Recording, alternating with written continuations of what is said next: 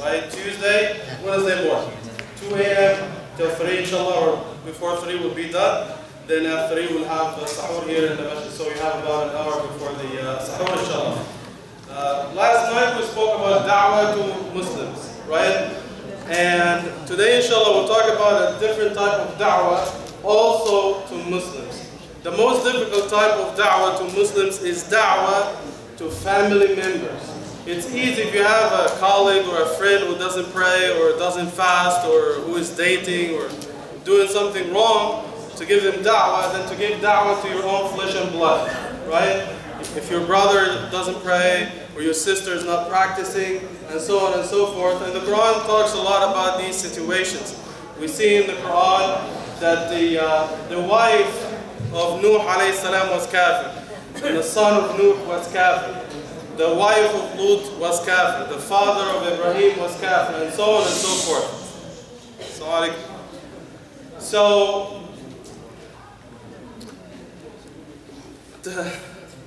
if you look at Surah Maryam, where Ibrahim alayhi salam is doing da'wah, I'm going to focus on this for just a couple of minutes.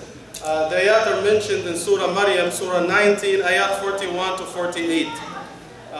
Before you do da'wah to your parents, you have to keep some things in your mind.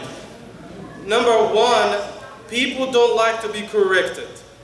People don't like to be corrected. Number two, people don't like to be corrected, especially by someone who's younger than them, especially if it is their kids, right? Because to your parents, it doesn't matter how old you are, they still remember you when you were a little kid with the diaper and all these things. Even if you are 45 years old, this is what you are to your parents. To them, you're still a child, right? So if you come and you try to correct them, right, it's going to be hard on them. But what makes it easy is your approach. How do you approach them? Number one, you have to pick the right time, right? Don't wait until your dad is picking a fight with your mom and you go and give him da'wah about salah. He will not listen to you. Or he's coming from work, he had a difficult day, right? He is mad, steam is coming out of his head, right? And you go and talk to him about salah. He would just throw you out of the window, right? So you have to pick your time. Don't go and wake him up like 3 in the morning to talk to him about fasting, right? He will not listen to you, right? So pick the time carefully. When he has a light moment, when he is opening up, go and talk to him. Number two, you have to be nice to him. Don't talk to him in a teacher-student style, but talk to him in the child-parent style, right? He is your father. You're not better than him. Even if you are practicing, he doesn't practice, still you're not better than him, right? He is your father. If he speaks English with an accent, if he doesn't have an email, you're not better than him. He is your father. And I always say this, sorry to say this, you may hate me, right? But this is the truth, this is what I feel, right? A branch of the tree is not better than the tree. Always keep this in your mind. You are the branch of the tree. Your father and your mother is a tree. So you're not better than them, right? You're not better than them. So you have to be nice when you talk to them, even if they're not practicing. Just be nice to them, right? Be nice to them. Choose your words carefully. And we'll give example from the story of Ibrahim with his father. Forget about the people. Don't tell your dad, you know, what people are going to say about us. You don't pray, right? You are zindiq, you are kafir. Don't say that, right? Don't talk to him about Jahannam all the time, right? Because this is what we do. You don't pray Jahannam, right? This is the truth. Some of us, mashallah, especially when they start to practice, they were not practicing before, right? So they start to pray and fast and do, you know, good things. Now they think they're better than everyone. And when they talk to their parents, they look down upon them. And they talk about Jahannam all the time. You are going to Jahannam. Right? Jahannam. And they describe Jahannam, as I always say, mashallah, so beautifully and so professionally, they make you feel like they were born and raised there, like in every detail. You need also to talk about Jannah, and this is the style of Allah in the Quran. Whenever He talks about Jahannam, either before or after, He talks about Jannah, because different people like it in a different way, right? So sometimes Jahannam works for some people, but Jannah also, motivation, works for other people. And forget about what people will say about you and the family. What matters is what is pleasing to Allah subhanahu wa ta'ala.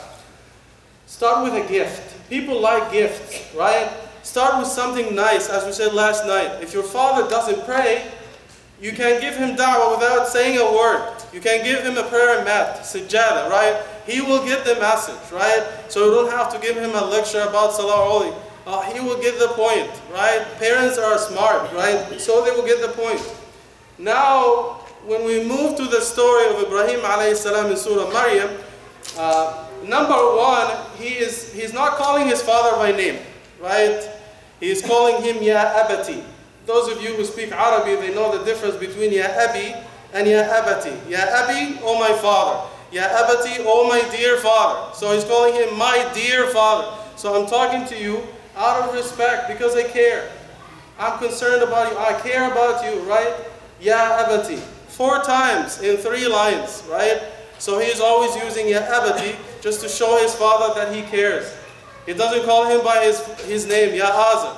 Like some of us when they talk to their parents, yo, Hussein, right? Come, right? What is this? You don't call your father or mother by their name. You have to show them respect, right? So he's saying, Ya Abati, right? I'm afraid for you, right? Because you worship this and this and this, right? If you don't pray, I'm afraid for you, right? Start with a story. Or, in the second ayah, he said, well, Ya Abati inni qad ja'ani min al-ilmi ma lam ya'ti. He is humble with his father. He is saying, I have received some knowledge that you, father, didn't receive. That's saying I'm knowledgeable and you're ignorant, but saying it in a nice way, right? So he's being humble with his father, and I'm running out of time, so we'll continue tomorrow, inshallah. If you want to know the rest of the story, you have to come tomorrow, okay? So the question for last night was, there is a surah in the Quran named after a man, but he's not a prophet, and this man is Luqman, surah 31. And the winner is Swan Irandost. Swan Irandost.